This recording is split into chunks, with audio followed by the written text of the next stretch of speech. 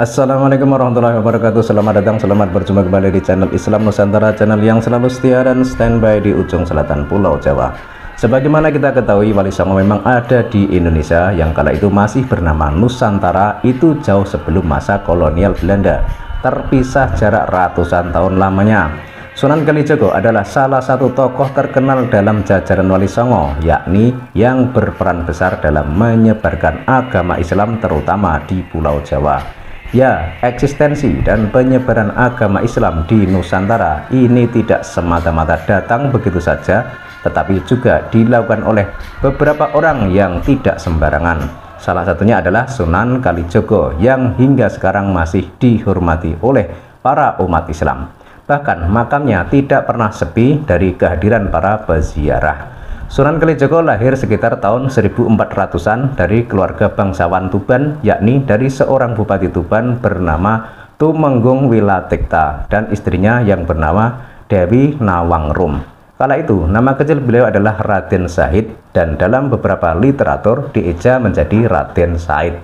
Berhubung beliau ini adalah keturunan bangsawan, maka beliau memiliki sejumlah nama. Sebut saja misalnya Lokajaya, kemudian Syekh Malaya, kemudian Pangeran Tuban, kemudian Ki Dalang Sido Brangti, dan Raden Abdurrahman.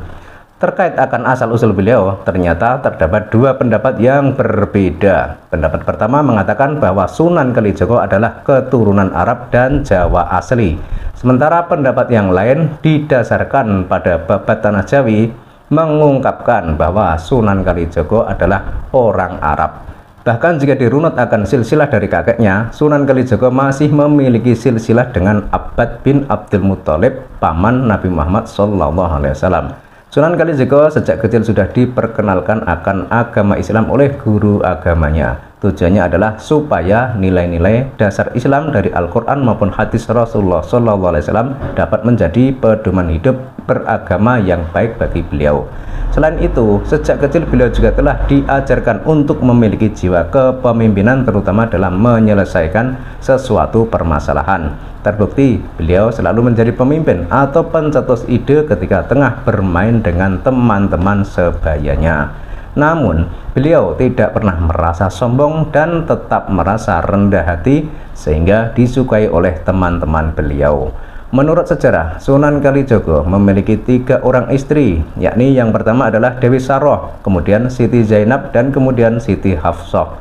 Dari pernikahannya dengan Dewi Saroh, beliau memiliki 3 orang anak, yakni Raden Umar Said atau Sunan Muria, kemudian Dewi Rukayah, dan kemudian adalah Dewi Sofia. Sementara itu, dari pernikahannya dengan Siti Zainab, yakni anak dari Sunan Gunung Jati, beliau dikaruniai 3 orang anak, yakni Ratu Pembayun, kemudian Nyai Ageng Panegak, kemudian Sunan Hadi, kemudian Raden Abdurrahman, dan Nyai Ageng Ngerang.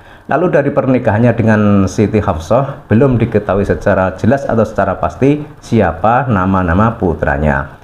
Perlu diketahui bahwa Siti Hafsah ini adalah putri dari Sunan Ampel.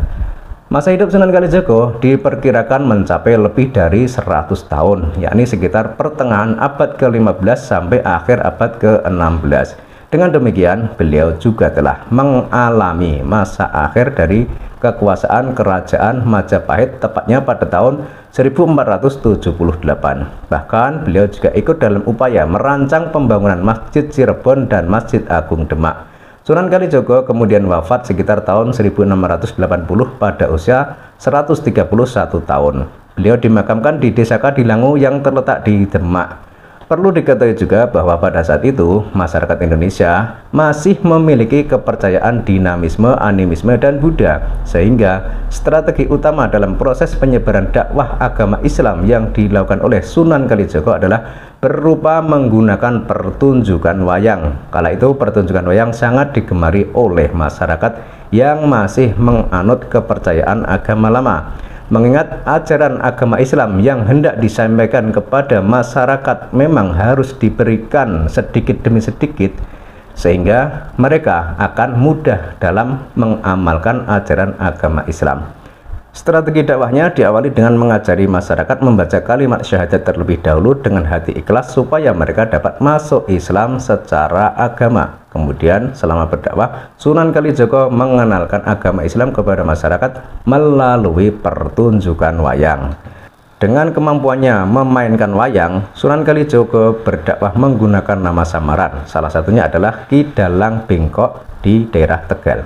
Kepopuleran Sunan Kalijaga menyebarkan ajaran agama Islam menggunakan lakon wayang sangatlah menarik perhatian masyarakat banyak kala itu. Bahkan jika beliau melakukan pentas di suatu desa, masyarakat akan berbondong-bondong untuk menonton pertunjukan beliau. Beliau, Sunan Kalijaga, juga tidak pernah menarik bayaran di pertunjukan wayangnya.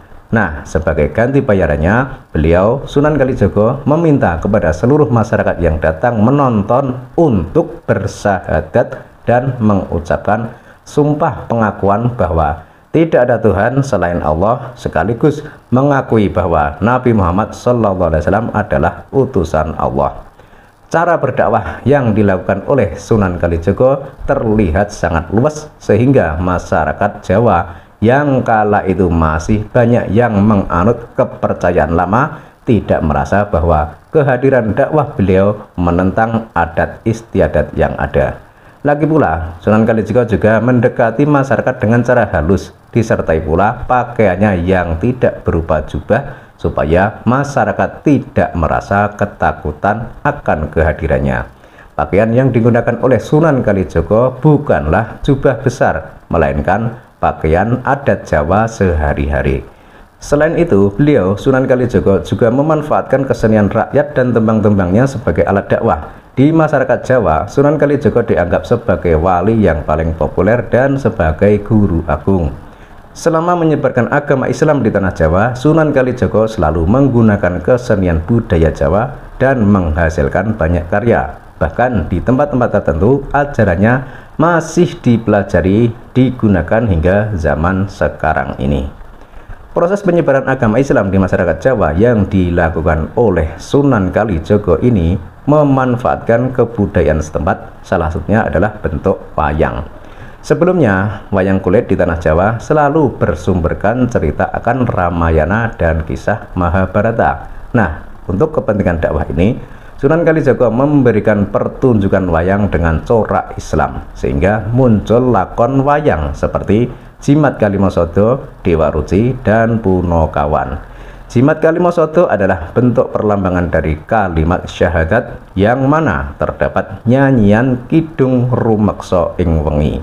Sunan Kalijaga menjadikan lakon wayang tersebut sebagai media dakwah penyebaran agama Islam. Dalam pewayangan ini, hampir seluruhnya mementaskan kisah tentang tasawuf dan akhlakul karimah yang berkaitan dengan kebatinan. Berhubung masyarakat Jawa kala itu adalah pemeluk Buddha atau Hindu, sehingga pengajaran tentang kebatinan adalah hal yang sangatlah cocok bagi mereka. Dalam menyebarkan agama Islam, Sunan Kalijaga juga menghasilkan karya berupa seni ukir dengan bentuk dedaunan. Sejak para wali datang ke Nusantara dan mengembangkan dakwah, seni ukir yang berbentuk manusia dan hewan sudah tidak dipergunakan lagi. Seni ukir dedaunan ini diciptakan oleh Sunan Kalijaga yang hingga saat ini masih dapat kita temui dalam bentuk alat musik dan gamelan di rumah-rumah adat sekitar Demak dan Kudus. Sunan Kalijaga juga menciptakan alat musik gamelan yang mana berupa gong sekaten dan diberi nama Sahadatain, bermakna sebagai pengucapan dua kalimat syahadat. Pada zaman sekarang ini, gong tersebut ditabuh pada perayaan Maulid Nabi di sekitaran halaman Masjid Agung Demak. Tujuannya adalah untuk mengundang masyarakat supaya berkumpul di masjid guna mendengarkan ceramah keagamaan. Sunan Kalijaga juga banyak menciptakan karya-karya berupa seni suara, bahkan lagu-lagunya juga telah dijadikan sebagai lagu tradisional di daerah-daerah tertentu. Sebut saja misalnya lagu Lir Ilir, kemudian Gundul-Gundul Pacul, kemudian Kidung Rumeksa ing wengi, kemudian Lingsir wengi, dan Suluk Linglung. Bahkan Sunan Kalijaga juga turut serta dalam penciptaan tempat macapat Dandang Gulo yang mana memiliki kolaborasi melodi Arab dan Jawa. Sunan Kalijaga menjadi salah satu anggota dari Wali Songo yang memiliki ciri khas yakni cenderung akomodatif terhadap tradisi Jawa. Bahkan dalam cara berpakaiannya, Sunan Kalijaga selalu menggunakan blangkon. Hal ini jelas berbeda sebab para wali-wali lainnya cenderung memakai jubah. Sunan Kalijaga juga diyakini sebagai pencipta baju takwa yang kemudian disempurnakan oleh Sultan Agung Hanyokorokusumo. Hingga saat ini, baju takwa ini dijadikan sebagai pakaian adat dan digunakan ketika melangsungkan acara pernikahan. Saat ini, baju takwa lebih terkenal dengan sebutan pakaian surjan. Nah, itulah ulasan mengenai biografi dari Sunan Kalijaga sebagai salah satu jajaran dari Wali Songo yang berperan serta dalam penyebaran agama Islam di Nusantara, terutama di Tanah Jawa. Apakah para habaib keturunan imigran dari Yaman punya jejak sejarah seperti itu? Tentu saja tidak. Maka sangat tepat apa yang disampaikan oleh Kyai Imaduddin Usman seperti di video awal tadi, bahwa yang mencetak ulama dan kiai di Nusantara adalah para Wali Songo, bukan para habib keturunan imigran dari Yaman. Sudah jelas ya? Sudah paham ya? Salam waras.